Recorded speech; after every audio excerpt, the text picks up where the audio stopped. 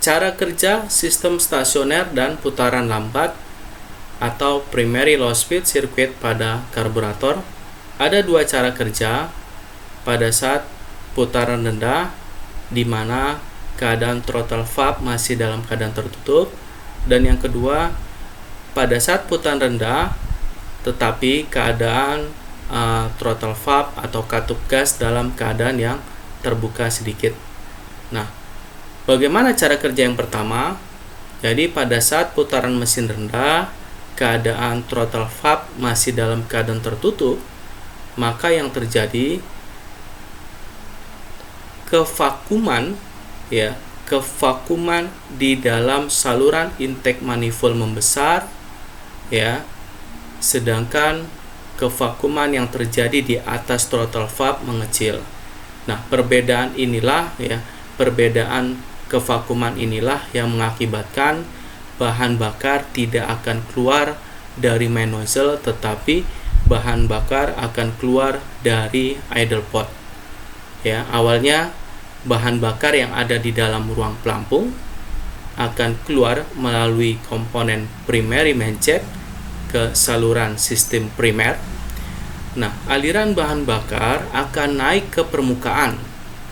Jadi aliran bahan bakar bensin tidak naik menuju ke main nozzle, melainkan naiknya bahan bakar menuju komponen slow jet.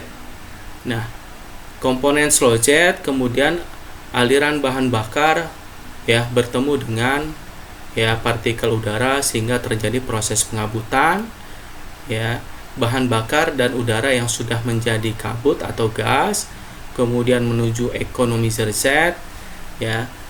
Kecepatan aliran bahan bakar hal ini bisa mempengaruhi jumlah bahan bakar dan udara yang nanti akan keluar menuju economizer jet itu lebih baik.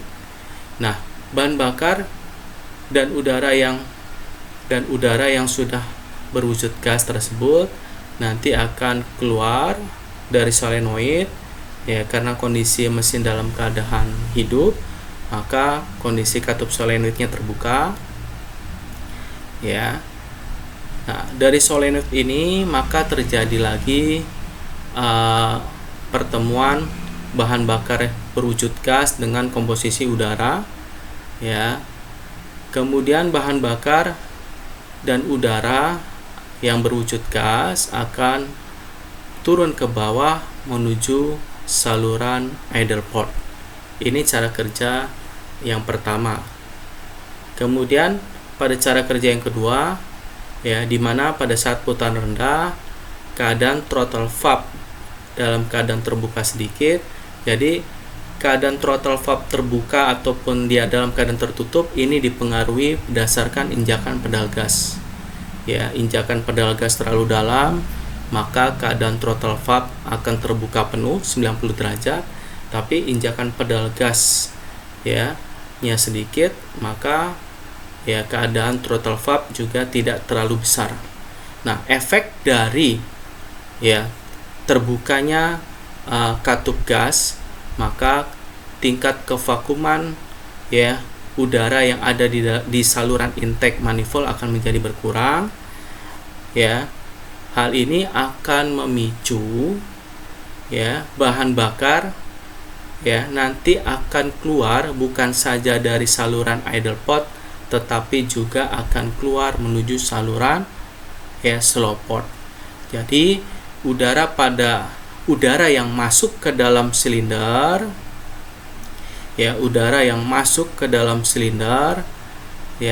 karena keadaan throttle valve yang terbuka sedikit, maka tingkat kevakuman yang ada di bawah throttle atau saluran intake manifold menjadi berkurang. Hal ini memicu bahan bakar yang tadinya hanya keluar pada saluran idle pot tetapi juga bisa keluar pada saluran slow port. Jika dilihat flow proses aliran diagram, bisa kalian perhatikan bahan bakar yang tadinya ada diawali dari di sini komponen-komponen mulai dari diawali dari bahan bakar yang ada di dalam ruang pelampung, kemudian bahan bakar keluar menuju saluran primary main-jet, kemudian bahan bakar naik ke permukaan menuju slow jet, kemudian bahan bakar ya keluar dari slow jet menuju economizer jet ya. Dari sebelumnya bahan bakar dan udara sudah menjadi gas atau berbentuk kabut karena sudah ketemu dengan komponen primary air bladder nomor 1 ya. Kemudian bahan bakar yang sudah tercampur dengan komposisi yang ideal, maka bahan bakar bensin dan udara ini yang berwujud gas tadi akan keluar menuju katup solenoid. Dari katup solenoid kemudian bahan bakar ketemu lagi dengan udara pada saluran main air bladder nomor 2.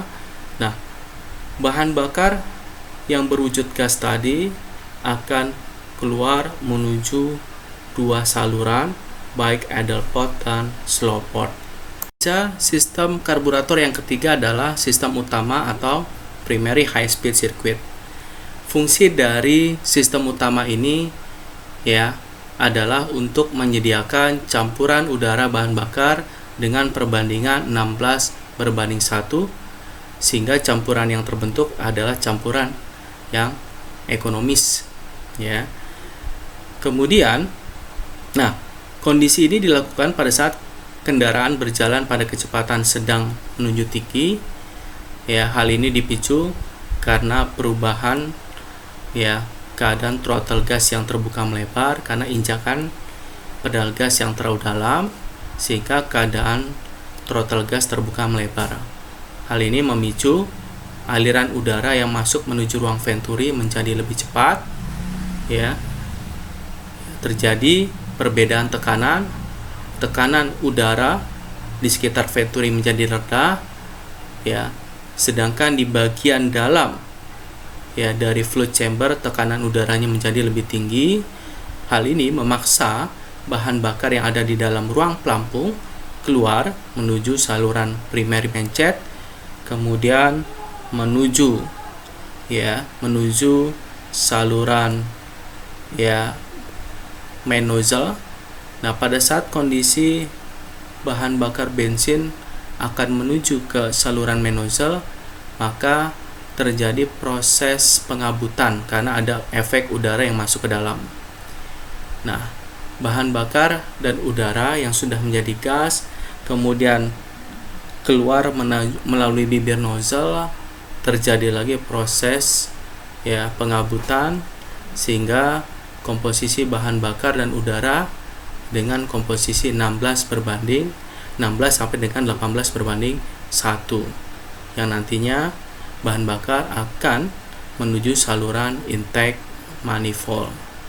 Karburator yang keempat yakni sirkuit kecepatan rendah sekunder atau secondary high speed circuit.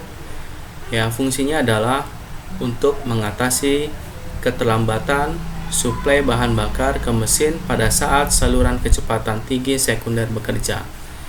Nah, untuk cara kerjanya adalah pada saat throttle valve sekunder mulai membuka, di mana aliran udara yang melalui venturi sekunder bergerak lambat. Akibatnya, bensin yang keluar dari main nozzle sedikit. Kemudian campuran udara dan bahan bakar menjadi kurus. Nah, karena udara yang masuk melalui secondary high speed circuit lebih banyak, maka campuran udara dan bahan bakar menjadi kurus. Nah, kerja dari sirkuit sekunder yang terlambat menyebabkan mesin tersendat selama akselerasi. Nah, untuk mengatasi gangguan hal ini, maka throttle primer atau katup gas primer membuka sedikit Jadi katup throttle primer, ya, throttle gas primer ini membuka, ya, sedikit lebih besar daripada, ya, throttle sekunder valve, ya. Jadi untuk mengatasi hal ini maka throttle primer membuka sedikit melebihi dari secondary touch angle, ya, maka secondary throttle valve terbuka dengan adanya mekanisme kick off. Jadi yang dimaksud dengan secondary touch angle yang dimaksud adalah di mana, ya, permukaan dari, ya, primary throttle valve dan secondary throttle valve, kalau kalian perhatikan memang ini tidak saling terhubung atau berkaitan. Tetapi kalau dilihat secara detail, komponen primary dan secondary throttle valve ini saling terhubung dengan sebuah tuas atau lever.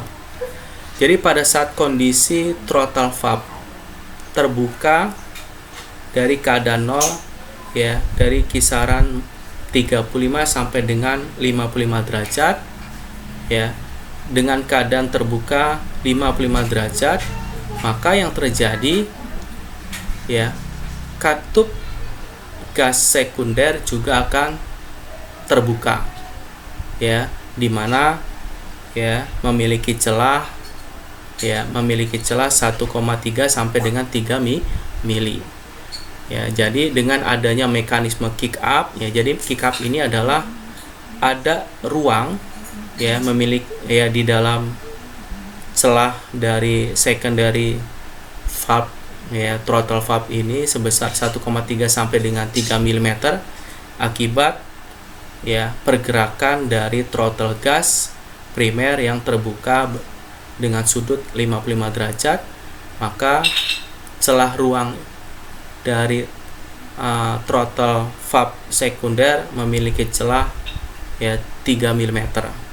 Nah, dengan terjadinya pembukaan, ya, maka atau akibatnya timbul kevakuman di dalam, ya, secondary slow port, ya, menyebabkan bahan bakar yang ada di dalam ruang pelampung akan keluar menuju saluran slow port, ya, secondary.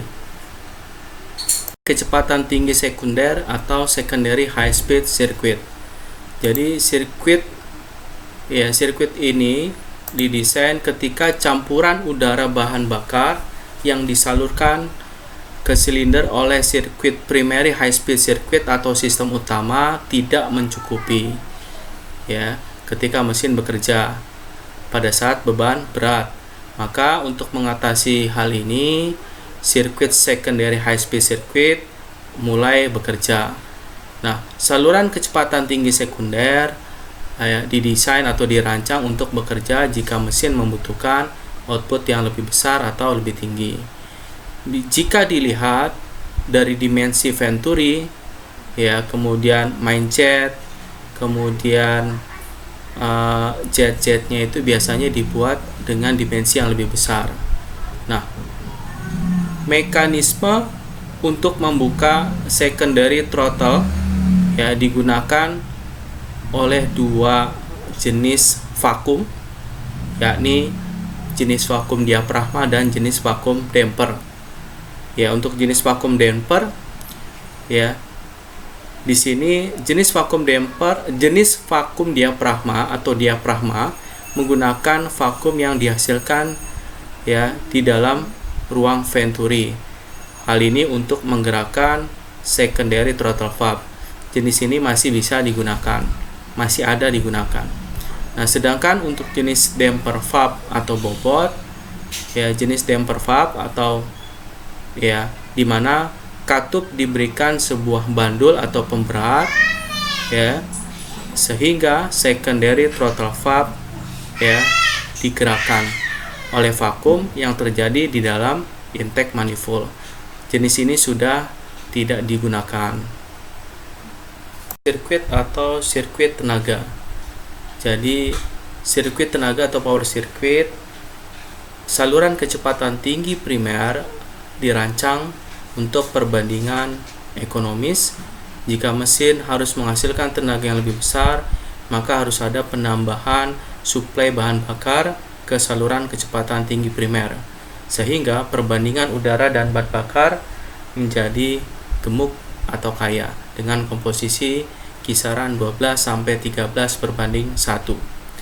Nah, cara kerja sirkuit tenaga atau power circuit ya, jika dilihat ada dua, di mana keadaan power valve ya, ini power valve dalam keadaan tertutup, maka suplai bahan bakar hanya akan keluar dari main jet, sedangkan pada saat kondisi power valve sirkuit dalam keadaan terbuka, maka suplai bahan bakar akan keluar dari kedua saluran, baik itu main jet maupun dari power jet.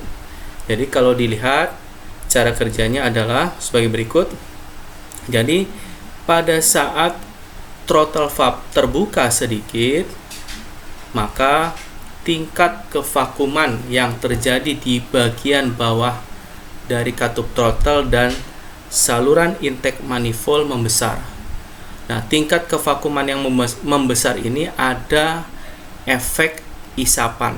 Jadi ada efek isapan sehingga spring A ya, pada saat kondisi vakum di dalam intake manifold kuat, maka power piston, ini power piston ya, terhisap ke atas ya. Jadi power piston dan spring ya, ini terhisap ke atas.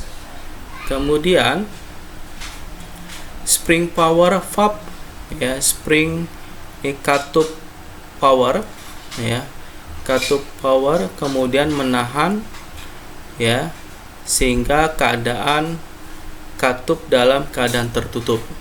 Maka dalam hal ini suplai bahan bakar hanya keluar pada komponen main jet.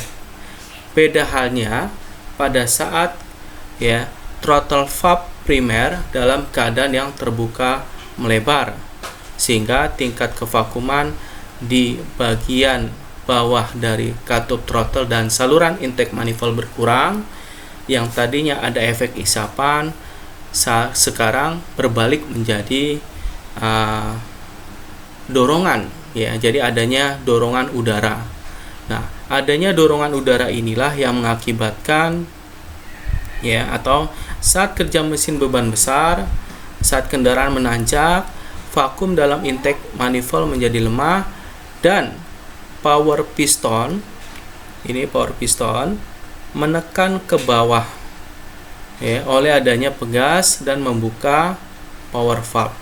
Jadi power piston menekan ke bawah, power valve terdorong ke bawah, sehingga bahan bakar yang ada di dalam fluid chamber tidak lagi keluar melalui main jet, tetapi juga keluar melalui power jet. Kita sudah di penghujung materi ya. Untuk minggu depan kita bahas pada KD 3.5, yakni tentang sistem ya perawatan ya, sistem bahan bakar injeksi bensin ya. Jadi Bapak akhiri dengan wassalamualaikum warahmatullahi wabarakatuh. SMK bisa, SMK hebat, SMK PGRI luar biasa.